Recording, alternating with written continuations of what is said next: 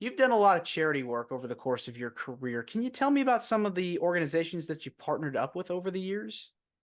So before I even started, I actually used to go to Make-A-Wish all the time and volunteer to help them and do things with them. I wasn't a part of the foundation, but I would sit there and volunteer my time as much as possible. And then back in the day, I used to help special needs children before I ended up having a little kid with a life terminal disease called Darvé syndrome, which is a sign of epilepsy where it causes them to have seizures. And there's a bunch of different minor things that go onto it that the list goes on. And it'll take like hours and hours and hours to lead into. Goodness. And we don't have the time for that. But I actually work with a foundation right now called the Mascots of Miracles. So it is every mascot from around the world.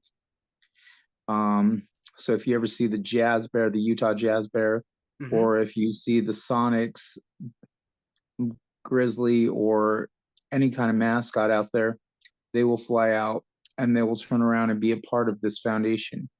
And so we ended up doing a charity show for all these kids that have lifetime terminal diseases. And we put on a wrestling show for them where they were actually the superstars and they came out and they actually beat up the mascots and actually had the wrestlers be a part of the show and we helped them perform.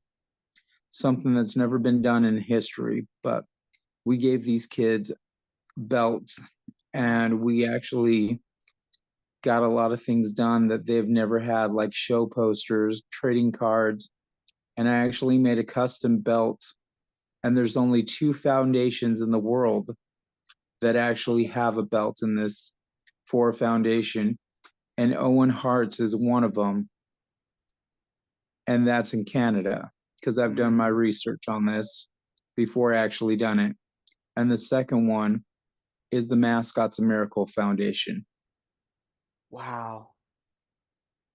That's really cool that you were able to do all that stuff. I mean, having people from, these mascots, from different parts of the globe, I mean, going to help, a foundation and a cause such as this. I mean, that's it's really cool to see that, happen. And the fact that you're able to be a part of that and make someone's day, that's very, Still very from this amazing. day, still from this day, I work with that foundation. I do a bunch of things with them.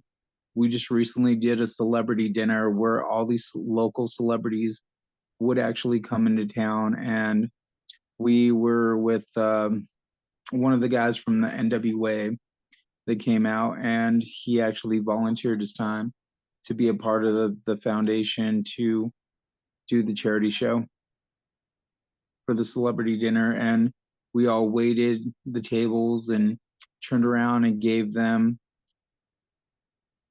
the time that they deserve to show these kids that they matter more than anybody else in this world.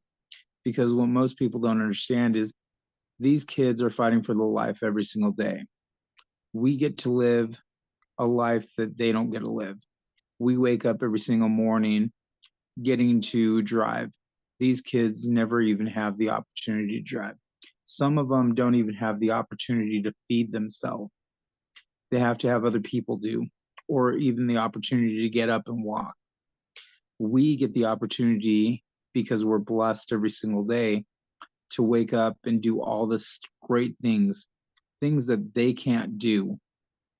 And for them to have that, I would give anything in the world to trade my life to give them my life one time so they could literally live my life and so Yeah. they can experience, because I never thought how hard it'd be until I actually had a son with a lifetime terminal disease.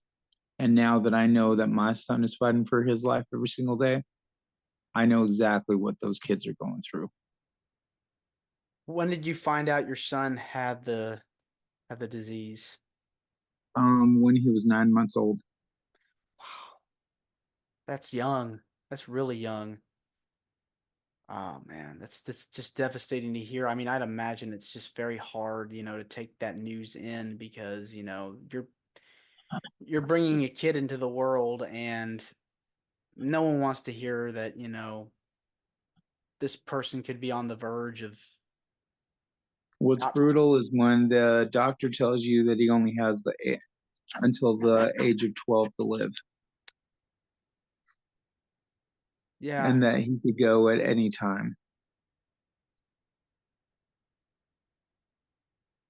it's heartbreaking. It really is, because, the birth of a child should be something, positive and bringing joy. And I mean, to hear something like, for someone to live like such a limited life, uh, just having a certain amount of time to live. I mean, that's just heartbreaking.